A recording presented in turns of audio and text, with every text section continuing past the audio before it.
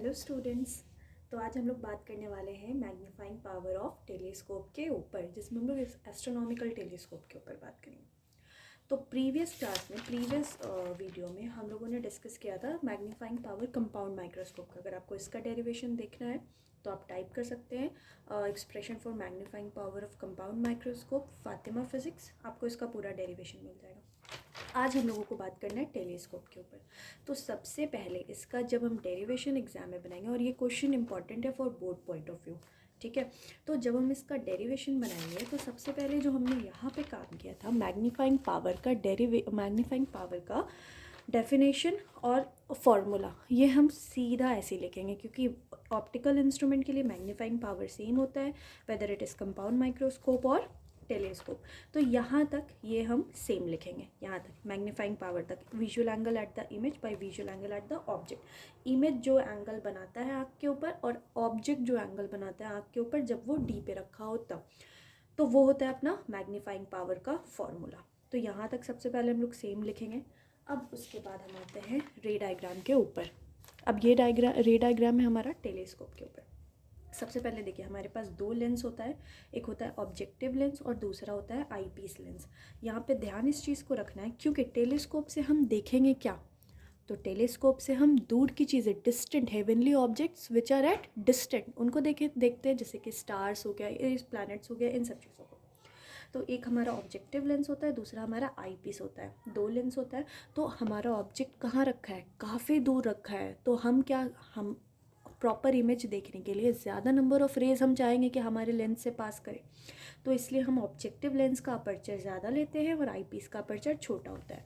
यहाँ पर आपको बताया था, यहाँ पर सेम देखिए, माइक्रोस्कोप में क्या होता था, ऑब्जेक्टिव लेंस, ऑब्जेक्ट एकदम पास में होता था तो ऑब्जेक्टिव का अपर्चर छोटा, आईपीस का अपर्चर बड़ा होता था। और यहाँ पे ऑब्जेक्टिव का अपर्चर बड़ा होगा, आईपीस का अपर्चर छोटा होगा, ठीक है।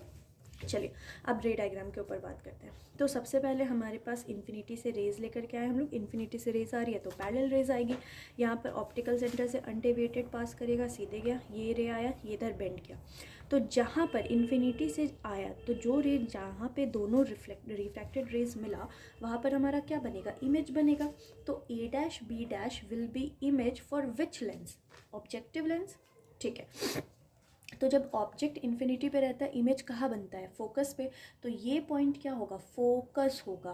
किस लेंस के लिए, ऑब्जेक्टिव के लिए, आई पीस के लिए, एकदम से ऑब्जेक्टिव के लिए, क्योंकि ये ऑब्जेक्टिव से पास हो रहा है। तो यहाँ पे लिखा F O, focal length of objective.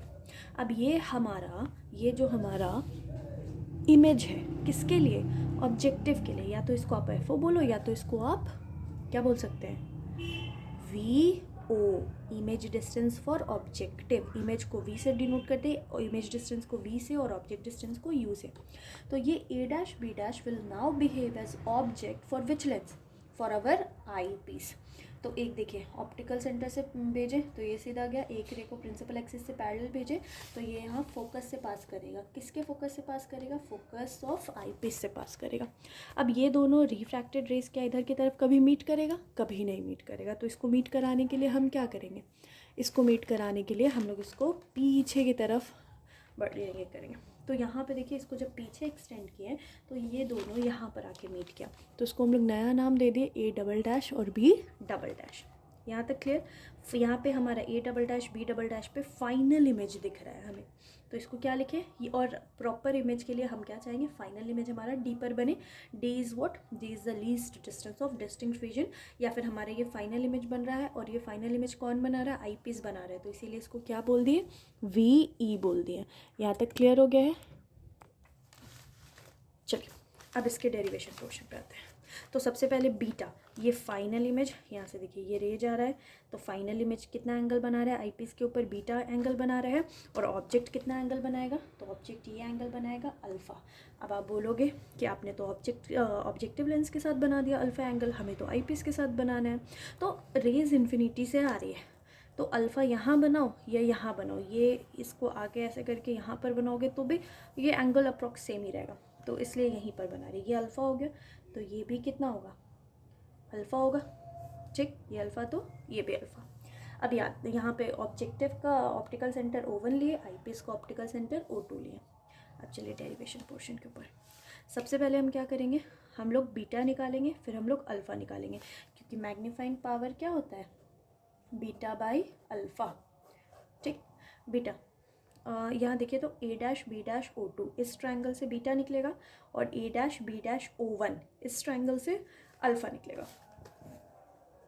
तो यहाँ पे बात करेंगे in triangle A dash B dash O two, इस ट्रायंगल से क्या निकालेंगे, बीटा।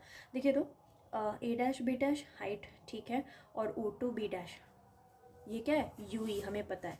तो ये बीटा के लिए परपेंडिकुलर, और ये क्या हो गया, बेस। तो परपेंडिकुलर बेस का रिलेशन कौन देगा, टैन थीटा। तो यहाँ पे tan beta will be equal to A dash B dash by O two B dash. और चलेंगे in triangle A dash B dash O one, A dash B dash O one, यहाँ से क्या निकालेंगे, इस ट्रायंगल में से हम लोग निकालेंगे टैन अल्फ़ा।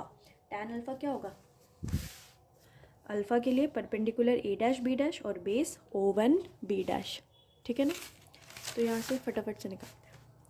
तो ये कितना हो जाएगा हमारा, A dash B dash by O one B dash. और क्योंकि हम लोग जानते हैं for small angles, for small angles tan theta जो होता है वो अप्रॉक्स इक्वल होता है किसके, थीटा के। तो यहाँ पे टैन बीटा है, तो क्या हम लोग इसको बीटा बोल सकते हैं स्मॉल एंगल के लिए। तो beta will be equal to A dash B dash by O two B dash, and alpha will be equal to A dash B dash by O one B dash.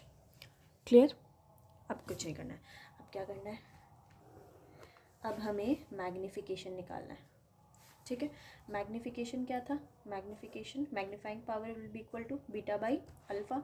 तो magnifying power will be equal to beta की जगह पे क्या लिखेंगे, A dash B dash by O two B dash by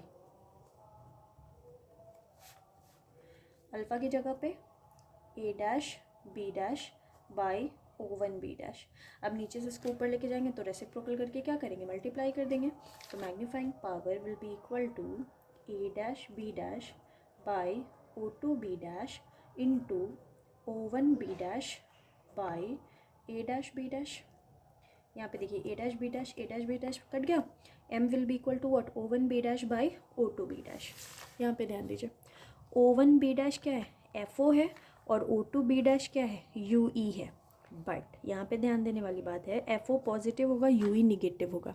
क्यों, देखिए incident ray इस direction में आ रहा है, और हम ऑप्टिकल सेंटर से इसी डायरेक्शन में जाएंगे मेजर करने के लिए। तो पॉजिटिव साइन कन्वेंशन से लेंगे, और यहाँ पर ओ टू बी डैश जो है, इंसिडेंट रे इधर से जाएगा, और हम इंसिडेंट रे के अपोजिट डायरेक्शन में जाएंगे डिस्टेंस मेजर करने के लिए। तो हम कैसा लेंगे, ये वाला डिस्टेंस यू, ये वाला निगेटिव लेंगे। तो फाइनली मैग्नीफिकेशन का क्या आया था, O one B dash positive F O by O two B dash minus U E. तो M will be equal to minus F O by U E. ये आया अपना जनरल फॉर्मूला मैग्नीफिकेशन का। Next page में हम लिख रहे हैं इसको, ठीक है। एम बराबर minus F O by U E.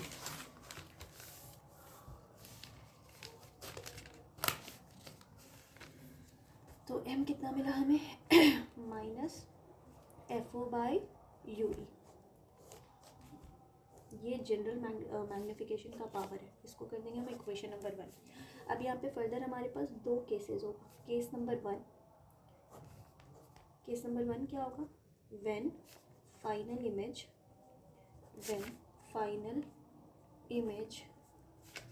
Is at least distance of distinct vision which is d, ठीक है। तो सॉरी, यहाँ देखो, यहाँ देखो, हमारा जो फाइनल इमेज बन रहा है वो उस साइन कन्वेंशन के हिसाब से पॉजिटिव होगा या नेगेटिव, दिख रहा है यहाँ पे। इंसिडेंट रे के सेंटर से, all distances are measured from centre से हम इंसिडेंट रे के अपोजिट डायरेक्शन में जाके फाइनल इमेज मेजर करेंगे, पॉजिटिव या निगेटिव, ठीक है। फाइनल इमेज भी निगेटिव, और बस, और हाँ हमारा ऑब्जेक्ट डिस्टेंस भी कैसा होगा, निगेटिव होगा। किसके लिए, आई पीस के लिए। फाइनल इमेज आई पीस बना रहा है और यहाँ पे A dash B dash eye piece का ऑब्जेक्ट है, इंसिडेंट रे इधर जाएगा और ये हम इसको इधर से आके मेजर करेंगे, तो ये भी निगेटिव, मतलब ऑब्जेक्ट डिस्टेंस भी निगेटिव होगा और इमेज डिस्टेंस भी निगेटिव होगा for which lens, eye piece के लिए। ठीक है, यहाँ पर देखो अब फर्दर हम केसेस क्यों ले रहे हैं, दो केस, क्योंकि एफ तो नोन है लेकिन यू ही अननोन टर्म है, तो हम चाहते हैं फाइनल आंसर कुछ इस तरीके से आए जिसमें सब नोन टर्म रहे। ठीक है, तो अब हम क्या लेंगे, सॉरी, वी विल अप्लाई, थोड़ा सा लंबा वीडियो होगा, देख लेना, अच्छे से समझ में आ जाएगा, पसंद आए तो दोस्तों के साथ शेयर भी कर देना। We will apply lens formula on eye piece. ठीक है, चलिए जैसे भी करते हैं। आई पीस के लिए इमेज डिस्टेंस कैसा होगा, निगेटिव, जिसको यू ही लेंगे, और ऑब्जेक्ट डिस्टेंस कैसा होगा, निगेटिव, लेकिन फाइनल इमेज हमें कहाँ बनाना है, डी पर बनाना है, तो माइनस डी। हमारे पास लेंस फॉर्मूला क्या है, 1/v 1/f is equal to 1/v minus 1/u, क्योंकि आई पीस पे लगा रहे हैं तो सफिक्स सारे में क्या लगा देंगे, ई लगा देंगे। ठीक है, तो 1/fe will be equal to 1/ve, V की जगह minus D minus 1/ue, Yui की जगह माइनस यूई। ठीक है, इसी पेज में दोनों करना है, तो फिर एक लाइन और ले लेते हैं, फिर आगे चलते हैं। तो 1/fe will be equal to minus 1/d, और ये माइनस माइनस प्लस 1/ue, लेकिन यहाँ पे मैग्नीफिकेशन का जो फॉर्मूला है इसमें 1/ue तो नहीं है, FO/UE है, तो हमें FO/UE को रिप्लेस करना है। तो हम क्या करें, अगर LHS RHS दोनों में FO से मल्टीप्लाई कर दें तो काम बन जाएगा, यहाँ पे FO/UE मिल जाएगा, इसको सीधे सब्सटीट्यूट कर देंगे। तो अब यहाँ पे क्या करेंगे,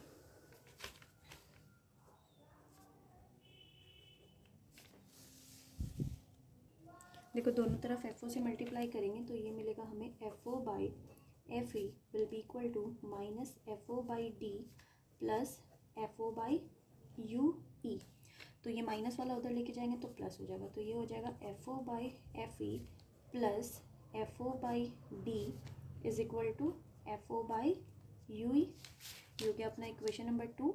अब कुछ नहीं करना, इक्वेशन 2 में से FO/UE का वैल्यू उठाना है और इक्वेशन 1 में सब्सटीट्यूट कर देना है, क्योंकि यहाँ FO/UE है माइनस में, तो यहाँ पे सीधे ऐसे ही लिखेंगे शॉर्ट में, सब्सटीट्यूटिंग इक्वेशन 2 इन इक्वेशन 1, तो हमें क्या मिलेगा, equation 1 m is equal to minus FO/UE की जगह पे क्या लिखेंगे, FO/FE प्लस FO/D। अच्छा ध्यान से देखो, इन दोनों में से क्या हम FO/FE कॉमन निकाल सकते हैं, सोच के बताओ। नहीं, यहाँ पे FE नहीं है, अभी आ जाएगा, देखो FE से मल्टीप्लाई करो, FE से डिवाइड करो, तो आ गया, तो m will be equal to minus FO/FE common निकाल दिए, यहाँ तो FO/FE निकल गया तो बचा 1 प्लस यहाँ पे FO/FE निकालेंगे तो क्या बचेगा, FE/D। तो ये मैग्नीफिकेशन का फॉर्मूला आएगा जब हमारा फाइनल इमेज कहाँ बनेगा, least distance of distinct vision पे। ठीक है, इसको भी याद करना है और इसको भी याद करना है। अब नेक्स्ट केस देख लेते हैं, केस 2 हमारा,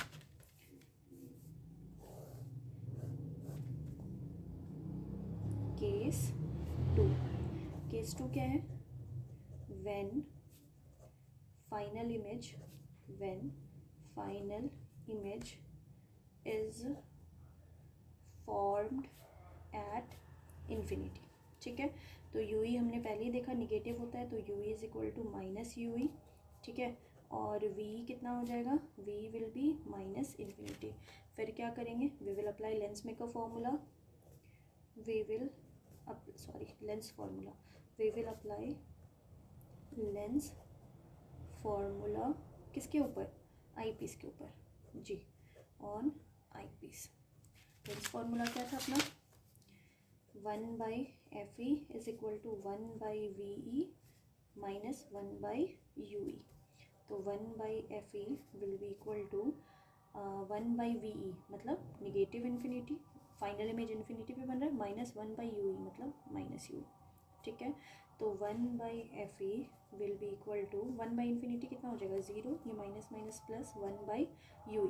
लेकिन हमें क्या चाहिए, हमें यहाँ पे FO/UE को हटाना है और हमें यहाँ पे क्या मिल रहा है 1/UE।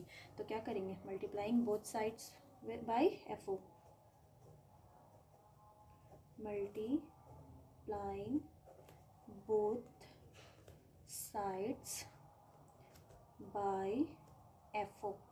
ठीक है, FO से मल्टीप्लाई करेंगे तो फिर हमें क्या मिलेगा, FO/FE is equal to FO/UE।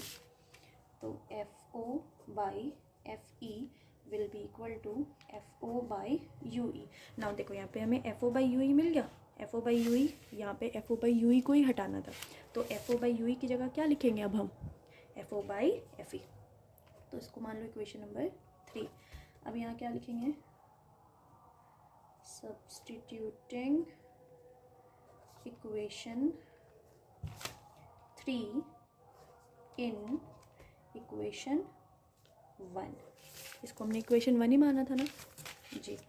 तो m क्या मिलेगा हमें, m will be equal to minus FO/UE। FO/UE की जगह क्या लिखेंगे, FO/FE। देखो इससे फ़ायदा क्या हुआ, FO/FE दोनों नोन टर्म है, यहाँ पे FO/FE1 FED सब नोन टर्म है, तो हमारा फाइनल आंसर किस में आ गया, नोन टर्म्स में आ गया। ठीक है, आई बात समझ। ऐसे और वीडियोस के लिए कमेंट में अपना क्वेश्चन शेयर करो कमेंट में, जिसको स्क्रीनशॉट लेना है जल्दी ले लो।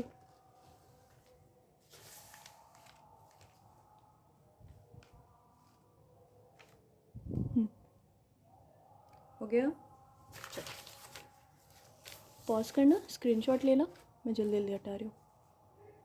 Done, yes done.